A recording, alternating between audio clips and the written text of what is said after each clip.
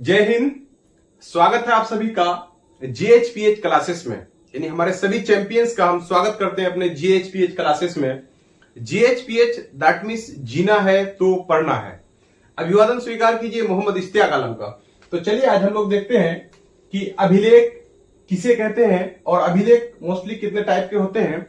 मुख्य रूप से हम उसके बारे में आज बात करेंगे। तो हम लोग देखते हैं कि अभिलेख किसे कहते हैं।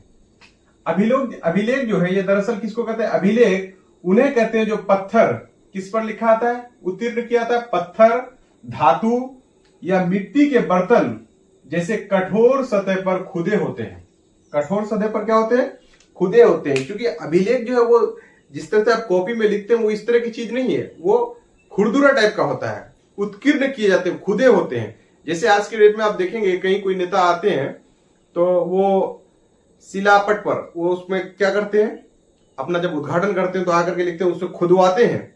ऐसे अभिलेख उस समय खुदवाया गया था।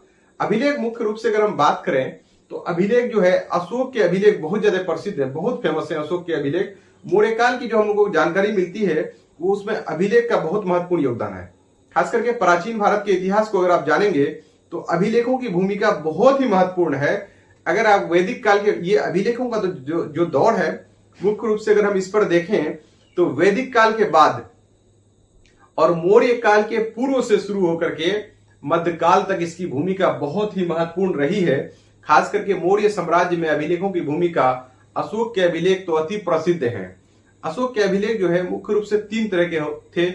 तीन लिपि उनका था, ब्राह्मी लिपि, खरोष्ठी लिपि और अरमाइक लिपि। चलिए यहाँ पे हम लोग देखते हैं कि अभिलेख कितने तरह का होता है। अभिलेख को देखते हैं। अभिलेख तो हम समझ गए कि पत्थर, धातु या मिट्टी के बर्तन पर कठोर सतह पर क्या किया जाता था? खुदे होते थे। ठीक। अब यहाँ पे देखिए कि शिलालेख, अशोक के अभिलेख को हम लोग देखते हैं कि ये जो है शिलालेख, गुहालेख और स्तंभ लेख में बटे हैं। ठीक। अब देखते हैं कि शिलालेख किसको कहते हैं हम लोग। शिला दो वर्ड से इतने आप मिलकर बने, शिला जो लेख। शिला का मतलब क्या होता है? पत्थर या चट्टान। शिला का मतलब क्या हो गया? पत्थर या चट्टान। और लेख का मतलब क्या हो गया? लिखावट। इस प्रकार हम कह सकते हैं कि किसी चट्टान या पत्थर पर उत्कीर्ण लेख को शिलालेख कहते हैं। नेक्स्ट हम लोग देखते हैं गुहालेख। गुहालेख, गुहा मीन्स क्या हो गया? अब यहां पे हम लोग देखते हैं गुहा। गुहा मीन्स गुफा। गुहा मीन्स गुफा जोर लेख दैट मीन्स लिखावट। अर्थात इसको हम लोग क्या बोलते हैं कि ऐसा लेख जो कि किसमें लिखा गया है? गुफा के पत्थरों पर। उसमें गुफा के पत्थरों पर जो लिखा जाता है उसको हम लोग बोलते हैं गुहालेख, यानी गुफा के दीवारों पर लिखा जाता है। खास करके अगर हम देखें मौर्य साम्राज्य में तो ये बहुत ज्यादा आपको मिलेंगे गुहालेख। उसके बाद आ गया स्तंभ लेख। उसके बाद आ गया क्या? स्तंभ लेख। स्तंभ का मतलब क्या हो गया? खंभा, पिलर। यानी ऐसे लेख जो कि खंभे या पिलर पर उत्कीर्ण किए जाते थे उसको हम लोग स्तंभ लेख बोलते हैं। ये बहुत इंपॉर्टेंट है। ये तीन चीजों का डिफरेंस अक्सर को पता नहीं है।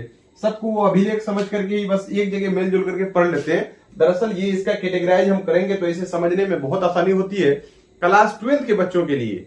खास करके ये वाला जो चैप्टर है मौर्य साम्राज्य मगध वाला चैप्टर, ये अपने आप में बहुत इंपॉर्टेंट है। इसमें हम लोग जो देखते हैं अभिलेख की इसमें बहुत महत्वपूर्ण भूमिका है। अशोक के अधिकांश अभिलेख अगर हम देखें तो ब्राह्मी लिपि में पाया गया है। चलिए हम लोग किसी नेक्स्ट वीडियो में और भी अच्छे से अशोक के बारे में देखेंगे। फिलहाल हमने देखा कि अभिलेख किसे कहते हैं, उसके अभिलेख को कितने कैटेगरी में बांटा गया हमने इसको देखा। एक बार फिर हम लोग देख लेते हैं कि अभिलेख हम लोग किसको कहेंगे? पत्थर, धातु या मिट्टी के बर्तन जैसे कठोर सतह पर खुदे होते हैं।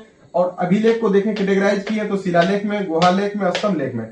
शिलालेख क्या हो गया कि जो कि शिला मीन्स हो गया पत्थर या चट्टान, लेख मीन्स लिखावट। किसी चट्टान या पत्थर पर उत्कीर्ण लेख को शिलालेख बोलेंगे। गुहालेख, गुफा पर, गुफा की दीवारों में जो लेख लिखा गया, उत्कीर्ण किया गया उसको गुहालेख बोलेंगे।